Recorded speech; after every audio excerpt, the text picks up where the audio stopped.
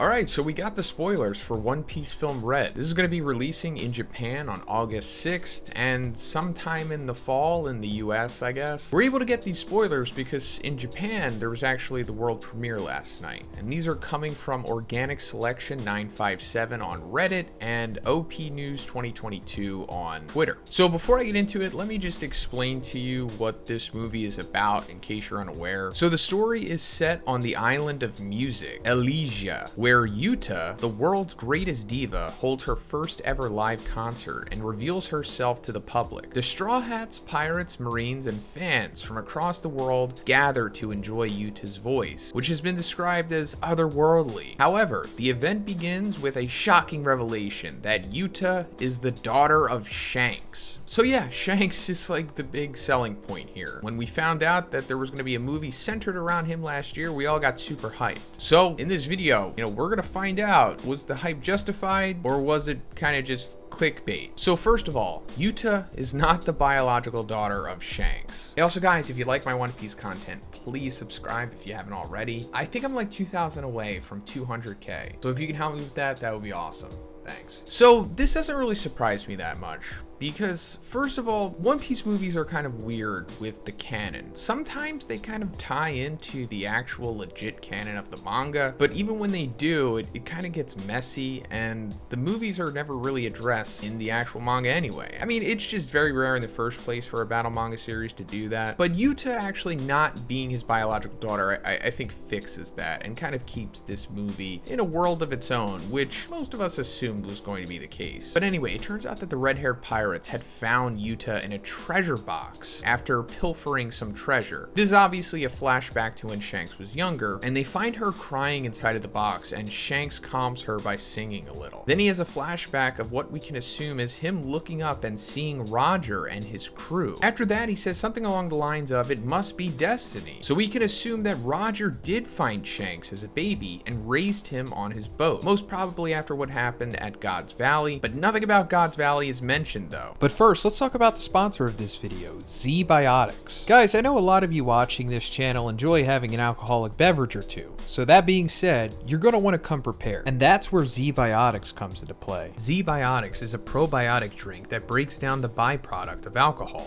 which is most responsible for rough mornings after drinking. Drink a bottle of ZBiotics right before your first drink of alcohol. One bottle is all you need for the night, whether you have one drink or multiple. Drink responsibly, pace yourself, and get a good night's sleep. Enjoy your next day feeling refreshed and ready to make the most of it. When you drink, a toxic byproduct of alcohol builds up in your unprepared gut. It's this byproduct, not dehydration, that causes you to feel terrible the day after drinking. ZBiotics produces an enzyme, like the one your liver uses to break down this byproduct. This is real science that works. No random plant extracts, no off-the-shelf ingredients. And if you're not satisfied with ZBiotics, there's a 100% money-back guarantee. You can get 15% off your first order of ZBiotics pre-alcohol probiotic by clicking the link in the description and using my code BIGZ at checkout. Or go to zbiotics.com/BigZ and get 15% off your first order. Thanks guys. So I'm not exactly sure how that makes us assume that. Maybe the scene in the movie is kind of like a perspective of baby Shanks, maybe? But I personally always assumed that that was Shanks' origin. I actually talk about it in this video right here about Shanks probably being a celestial dragon, considering that we know that Roger and Shanks teamed up at the God Valley incident 38 years ago, and that incident involved them protecting the celestial dragons against rocks, I guess. If you connect the dots, you can kind of see that, oh, that's maybe where Shanks came from, especially since he has such unusual rapport with the Gorosei. So Shanks abandoned Yuta so that she could live free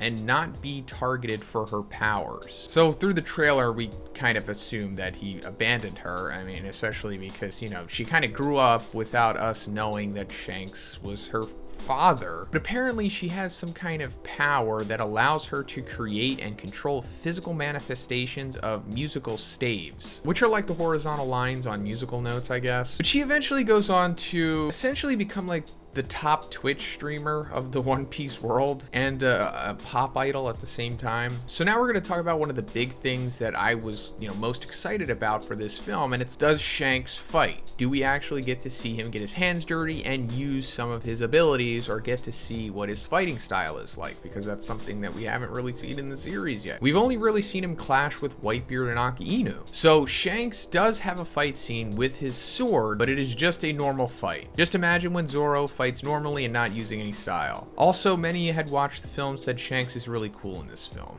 So it's kind of disappointing, I'm not gonna lie. I mean, I'm not mad at it. I'm sure it's an excellent film, but I was expecting to at least see Shanks use some of his Conqueror Haki style, which is heavily implied that he has. At least from the video games, he always has like some kind of crazy manipulation of like Conqueror Haki lightning. And I'm assuming that that's ultimately what Shanks' style is going to be like, especially because of Roger's divine departure or aversion to divinity attack that he uses on Odin. I was expecting Shanks to kind of fight like that, because he's heavily influenced by Roger, especially because, they both don't have devil fruit. But no, we're not even getting a little taste of it in this movie. We're just seeing him fight normally, which I guess is better than nothing. So Zoro and Sanji fight the last boss, which is huge, but everyone pairs up with an unexpected person at the end. That scene when everyone fights in groups but together is pretty cool. So that's pretty exciting, and that alone probably makes this movie worth watching, because that's one of the things that I really love about the One Piece movies, is that you're going to see battles and team-ups and character interactions that you normally wouldn't see in the series, maybe never will see in the series. Shanks knocks out Momonga with Conqueror's Haki. Kizaru is sweating to see Shanks. Both Kizaru and Fujitora decide to retreat after seeing Shanks' Haki, partly because their fight will cause damage to civilians. Alright, so this is awesome. Talking about Vice Admiral Momonga, by the way, it's understandable that he would job the Shanks here. I mean, some people have to, right? And Kizaru and Fujitora being here is kind of a surprise. I mean, admirals do usually show up in these movies, but both of them being here and just to ultimately run away from Shanks is kind of part of the course, but still exciting. Katakuri is fighting together with Shanks. They are alongside with one another. Alright, so here's one of the crazy team-ups and just characters meeting that I was talking about. This is pretty amazing. First of all, Katakuri is in this movie. We haven't seen him like actually in the series since Whole Cake, but the fact that he's here and like fighting with Shanks is pretty amazing, and I can't wait to see this sequence. Okay, so here's one of the two huge moments in this movie, I guess, and it's Luffy does actually use Gear 5 in this movie, and apparently it's at the very end of the last fight, and Luffy's last punch, he goes into Gear 5. However, it's not on screen for long, and you can't really see much details besides a close-up to his face and his back from far away. So, to be honest, I didn't expect to see Gear 5 in this movie, but now I'm not surprised how it's actually playing out, because it kind of makes sense. This movie was in development for, over a year, I guess, right? And considering that Gear 5 was only revealed a couple months ago, it means that Oda had given them information on this stuff way before it was going to be revealed to the public in the actual manga. So,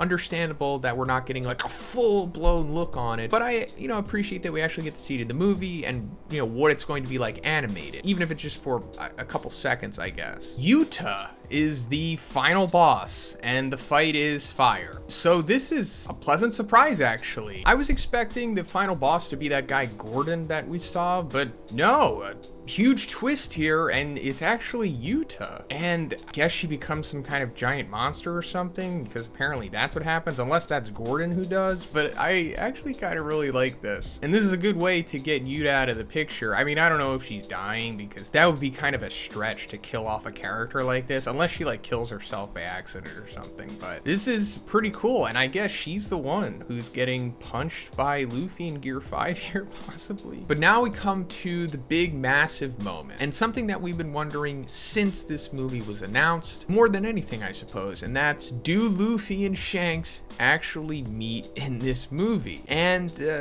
they kind of do. because Shanks and Luffy kind of acknowledge each other, but they don't meet face to face in the film. So I'm not entirely sure what that means. They kind of acknowledge each other, but they don't meet face to face. And to be honest, I kind of expected this because Luffy meeting Shanks is basically one of the biggest storylines in the series, aside from, you know, finding the One Piece itself. So there's no way a moment like that can be revealed in a movie. So I didn't expect it to happen. And I was wondering how they would handle something like that, because they gotta have something. Because like I said, this movie revolves around Shanks, or at least it was billed as such. Now it just seems like it's like a Yuta movie, I guess. I guess we're just gonna have to see how it plays out and how they handle this. But, you know, I guess it's better than nothing, like I keep saying with most of this. But I'm just curious of what this acknowledging each other is if they're not meeting face to face. But yeah, that's pretty much it for the spoilers. Seems like it's gonna be a fine movie, and I guess it met most of our expectations, as long as yours weren't too high. And to be honest, they shouldn't be, because it's just a One Piece movie after all. But for what it is, I think it's gonna be great, and I'm